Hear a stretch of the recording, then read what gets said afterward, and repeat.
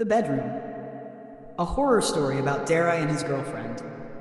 The clock beside the bed read 3:33 a.m. Dara was awake. He didn't know why. The room was completely silent, except for the rain tapping against the window. Beside him, his girlfriend Grace was sleeping. Derek stared at the window. Something was standing behind the glass. At first, he thought it was his reflection. Then it moved. Derek froze.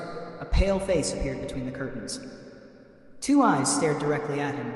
One of them seemed to glow faintly red. Derek slowly reached for Grace.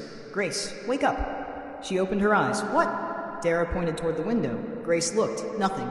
The window was empty. She gave a nervous laugh. "You scared me."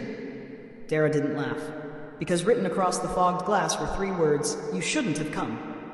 Then came a knock. Knock! Grace sat upright. "Who's there?" Silence. Knock, knock.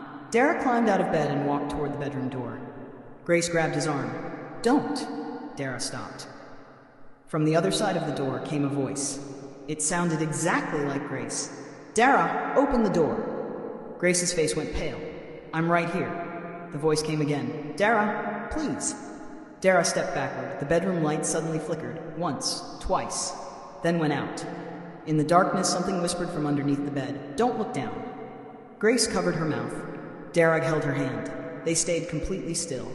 Then the digital clock switched from 3:33 a.m. to 3:34 a.m. For a moment, nothing happened. Then the bedroom door slowly opened by itself. Beyond it was a long, dark hallway. At the end stood a figure, watching them. Dara whispered, "Grace, we need to leave."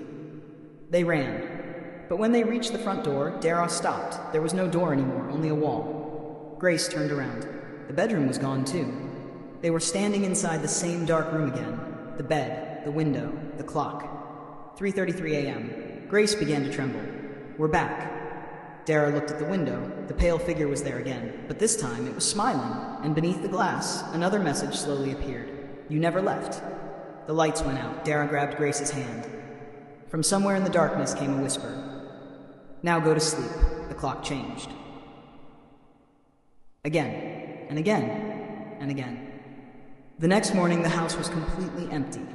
Nobody could find Dara or Grace.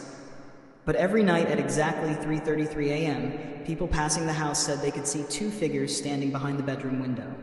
One was Dara, the other was Grace. And sometimes, if you looked closely enough, there was a third figure standing behind them.